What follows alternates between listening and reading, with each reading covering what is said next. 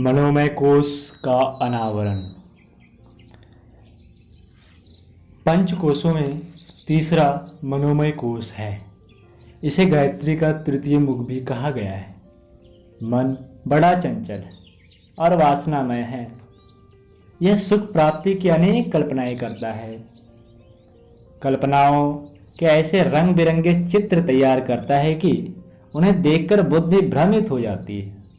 मनुष्य ऐसे कार्यों को अपना लेता है जो उसके लिए अनावश्यक एवं हानिकर होते हैं, जिनके पीछे उसको पश्चाताप करना पड़ता है। अच्छे और प्रशंसनीय कार्य भी मन की कल्पना पर अवलंबित हैं। मनुष्य को नारकीय एवं घृणित पतिता अवस्था तक पहुंचा देना अथवा उसे मानव भूसुर बना देना मन का ही खेल है। मन में प्रचंड प्रेरक शक्ति है। इस प्रेरक शक्ति से अपने कल्पना चित्रों को वह ऐसा सजीव कर देता है कि मनुष्य बालक की तरह उन्हें प्राप्त करने के लिए दौड़ने लगता है। रंग बिरंगी तितलियों के पीछे जैसे बच्चे दौड़ते फिरते हैं, तितलियां जिधर जाती है उधर ही उन्हें भी जाना पड़ता है। इसी प्रकार मन में जैसी कल्पनाएं, इच्छाएं, वासनाएं, आकांक्षाएं, तृष्णाएं उठती हैं, उसी ओर शरीर चल पड़ता है। चूंकि सुख की आकांक्षा ही मन के अंतराल में प्रधान रूप से काम करती है, इसलिए वह जिस बात में भी जिस दिशा में सुख प्राप्ति की कल्पना कर सकता है, उसी के अनुसार एक सुंदर मनमोहक रंग बिरंगी योजना तैयार कर देता है। मस्तिष्क उसी ओर लपकता है। शरीर भी उसी दिशा में काम करता है। साथ ही मन की चंचलता भी प्रसिद्ध है, इसलिए वह नई कल्पनाएं करने में पीछे नहीं रहता। कल की योजना पूरी नहीं हो पाई थी कि एक नई और तैयार हो गई। पहली छोड़कर नई में प्रवृत्त हुई, फिर वही क्रम आगे भी चला। उसे छोड़कर और नया आयोजन किया। इस प्रकार अनेक अधूरी योजनाएं पीछे छूटती जाती है और नई बनती जाती है। अनियंत्रित मन का यह कार्यक्रम है। वह मृग तृष्णाओं में मनुष्य को भटकाता और सफलताओं द्वारा अधूरे कार्यक्रमों की अगणित ढेरियां लगाकर जीवन को मरकट जैसा कर्कश बना देता है। वर्तमान युग में यह दोष और अधिक बढ़ गया है। इस समय मनुष्य भौतिकता के पीछे पागल हो गया है। आत्मकल्याण की बात को सर्वथा भूलकर वह कृत्रिम सुख सुविधाओं के लिए लालायित हो रहा है, और जिसके पास ऐसे साधन जितने अधिक होते हैं उन्हें उतना ही भाग्यवान समझने लगता है। जो संयोगवश अथवा शक्ति के अभाव के कारण उन सुख साधनों से वंचित रह जाते हैं, वे अपने आप को परम अभागा और दीनहीन अनुभव करते हैं। उनका मन सदैव उद्विग्न रहता है। वे अतृप्त लालसाओं के कारण शांति का अनुभव करने में असमर्थ रहते हैं। गीता में कहा गया है कि मन ही मनुष्य का शत्रु और मन ही मित्र है। बंधन और मोक्ष का कारण भी यही मन है। वश में किया हुआ मन अमृत के समान और अनियंत्रित मन को हलाहल विष जैसा अहितकर बताया गया है।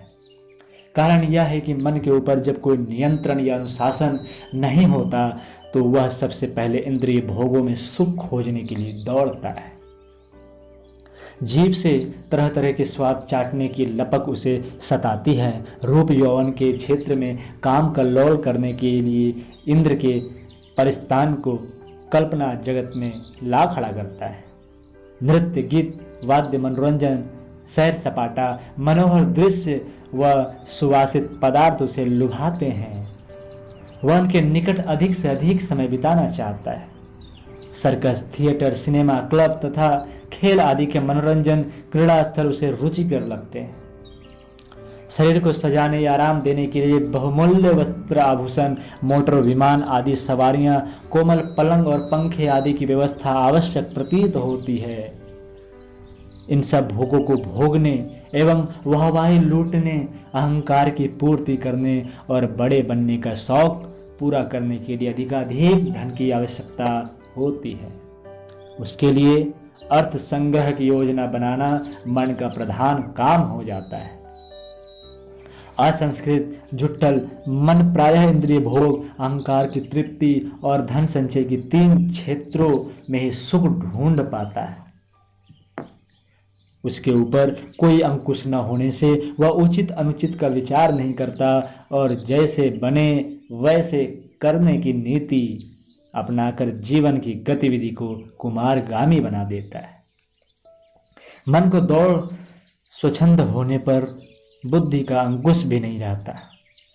फलस्वरूप एक योजना छोड़ने दूसरी अपनाने में योजना की गुण दोष ढूंढने की परवाह भी नहीं रहती।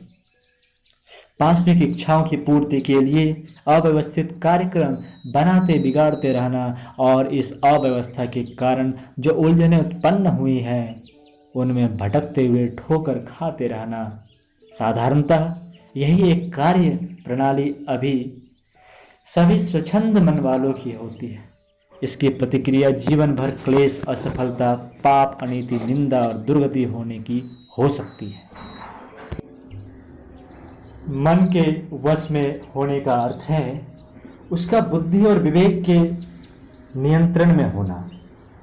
बुद्धि जिस बात में औचित्य अनुभव करे, कल्याण देखे, आत्मा का हित, लाभ, स्वार्थ समझे, उसके अनुरूप कल्पना करने, योजना बनाने, प्रेरणा देने का काम करने को मन तैयार हो जाए तो समझना चाहिए कि मन वश में हो गया है।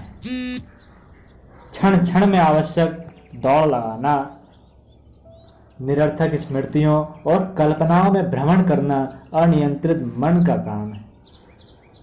जब वह वश में हो जाता है तो जिस एक काम पर लगा दिया जाए उसमें लग जाता है। मन की एकाग्रता एवं तन्मयता में इतनी प्रचंड शक्ति है कि उस शक्ति की तुलना संसार की और किसी शक्ति से नहीं हो सकती।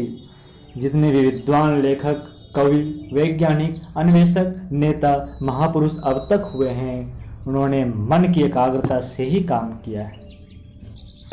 सूर्य की किरणें चारों ओर बिखरी पड़ी रहती है तो उनका कोई विशेष उपयोग नहीं होता, पर अब आतिशी शीशे द्वारा उन किरणों को एकत्र कर दिया जाता है तो जरा से स्थान की धूप से अग्नि जल उठती है और इस जलती हुई अग्नि से भयंकर दावानल लग सकता है।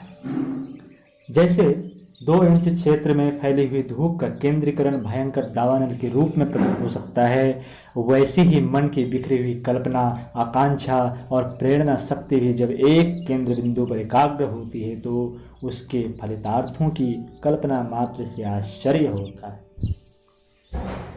पतंजलि ऋषि ने योग की परिभाषा करते हुए कहा है कि योगस्य चित्तवृत्ति निरोधः, अर्थात चित्त की वृत्तियों का निरोध करना और रोककर एकाग्र करना ही योग है। योग साधना का विशाल कर्मकांड इसलिए है कि चित्त वृत्तियां एक बिंदु पर केंद्रित होने लगे तथा आत्मा के आदेशानुसार उनकी गतिविधि हो। इस कार्य में सफलता मिलते ही आत्मा अपने पिता परमात्मा में सन्निहित समस्त रिद्धि सिद्धियों की स्वामी बन जाता है। वश में किया हुआ मन ऐसा शक्तिशाली अस्त्र है कि उसे जिस ओर भी प्रयुक्त किया जाएगा उसी ओर आश्चर्यजनक चमत्कार उपस्थित हो जाएंगी। संसार के किसी कार्य में प्रतिभा, यश, विद्या, स्वास्थ्य, भोग व अन्वेषण आदि जो भी वस्तु अभिष्ट होगी वह वशवर्ती मन के प्रयोग से निश्चित ही प्राप्त होकर रहेगी। उसकी प्राप्ति में संसार की कोई शक्ति बाधक नहीं हो सकती। सांसारिक उद्देश्य ही नहीं, उसमें पारमार्थिक आकांक्षाएं भी पूरी होती। समाधि सुख भी मनोबल का एक चमत्कार है। एकाग्र मन से की हुई उपासना से इष्ट देव का सिंहासन हिल जाता है और उसे गज के लिए गरुड़ को छोड़कर नंगे पैर भागने वाले भगवान की तरह भागना पड़ता है। अधूरे मन की साधना अधूरी और स्वल्प होने से न्यून फलदायक होती है, परंतु एकाग्र वशवर्ती मन तो वह लाभ क्षण भर में प्राप्त कर लेता है जो योगी लोगों को जन्म जन्मांतरों की तपस्या से मिलता है। सदन कसाई, गणिका, गिद्ध और अजामिल आदि असंख्य पापी जो जीवन भर दुष्कर्म करते रहे क्षण भर के आर्तनाद से तर गए। Mesmerism, hypnotism, person magnetism mental therapy, occult science, mental healing व स्पिरिचुअलिज्म आदि के चमत्कारों की पाश्चात्य देशों में धूम है। तंत्र क्रिया, मंत्र शक्ति, प्राण विनिमय, सवारी विद्या, छाया पुरुष, पिचास सिद्धि, शव साधन, दृष्टिबंध, अभिचार, घात चौकी, सर्प कीलन एवं जादू आदि चमत्कारी शक्तियों से भारतवासी भी चिर परिचित है। ये सब खेल खिलौने एकाग्र मन की प्रचंड संकल्प शक्ति के छोटे छोटे मनोविनोद मात्र हैं। संकल्प की पूर्ण शक्ति से हमारे पूज्य पूर्वज परिचित थे। उन्होंने अपने महान आध्यात्मिक गुणों के कारण समस्त भूमंडल में एक चक्रवर्ती साम्राज्य स्थापित किया था, जिन्हें जगत गुरु कहकर सर्वत्र पूजा जाता था। उनकी संकल्प शक्ति ने भूलोक, स्वर्गलोक, पाताल लोक को पड़ोसी मोहल्लों की तरह संबद्ध कर दिया था। उस शक्ति के थोड़े थोड़े भौतिक चमत्कारों को लेकर अनेक व्यक्तियों ने रावण जैसे उछल कूद मचाई थी, परंतु अधिकांश योगियों ने मन की एकाग्रता से उत्पन्न होने वाले प्रचंड शक्ति को पर कल्याण में लगाया था। अर्जुन को पता था कि मन को वश में करने से कैसी अद्भुत सिद्धियां मिल सकती है, इसलिए उसने गीता में भगवान श्री कृष्ण से पूछा, हे अच्युत, मन को वश में करने की विधि मुझे बताइए, क्योंकि वह वायु से को वश में करने के समान कठिन है। मन वायु को वश में करने के समान कठिन है। महत्वपूर्ण वस्तुओं की प्राप्ति संभवतः कठिन होती है। वश में किया हुआ मन भूलोक का कल्प वृक्ष है। ऐसा महान पदार्थ को प्राप्त करना कठिन होना भी चाहिए। अर्जुन ने ठीक कहा कि मन को वश में करना वायु को वश में करने के समान कठिन है। वायु को तो यंत्रों द्वारा किसी डिब्बे में बंद भी किया जा सकता है, पर मन को वश में करने का तो कोई यंत्र बना ही नहीं है। भगवान श्री कृष्ण ने अर्जुन को मन को वश में करने के दो उपाय बताए। पहला अभ्यास और दूसरा वैराग्य। अभ्यास का अर्थ है वे योग साधनाएं जो मन को रोकती हैं। वैराग्य का अर्थ है व्यवहारिक जीवन को संयमशील और व्यवस्थित बनाना। विषय विकार, आलस्य, प्रमाद, दुर्व्यसन, दुराचार, लोलुपता, समय का दुरुपयोग व कार्यक्रम की अव्यवस्था आदि कारणों से सांसारिक अधोगति होती है और काम, क्रोध, तृष्णा आदि से मानसिक अधः पतन हो जाता है। शारीरिक, मानसिक और सामाजिक बुराइयों से बचते हुए सादा, सरल, आदर्शवादी, शांतिमय जीवन बिताने की कला वैराग्य कहलाती है। कई आदमी घर छोड़कर भीख टुक मांगते फिरना, विचित्र वेश बनाना, अव्यवस्थित कार्यक्रम से जहाँ तहाँ मारे मारे फिरना ही वैराग्य समझते हैं तथा ऐसा ही ऊट पटांग जीवन बनाकर पीछे परेशान होते हैं। वैराग्य का वास्तविक तात्पर्य है राग से निवृत्त होना। बुरी भावनाओं और आदतों से बचने का अभ्यास करने के लिए ऐसे वातावरण में रहना पड़ता है जहाँ उनसे बचने का अवसर हो। तैरने के लिए पानी का होना आवश्यक है।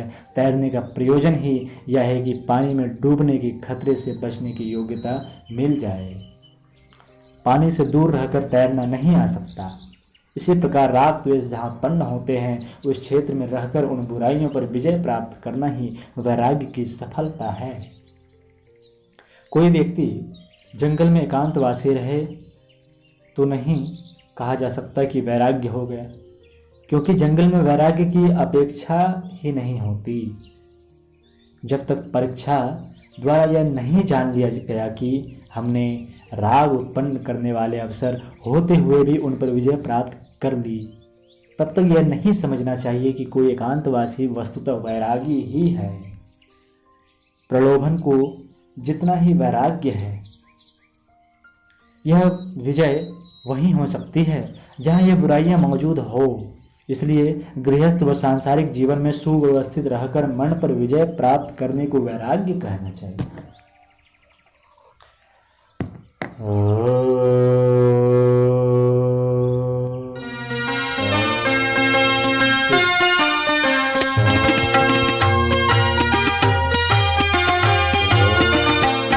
चलो गुरुदेव के सजाने की शपथ ले ली।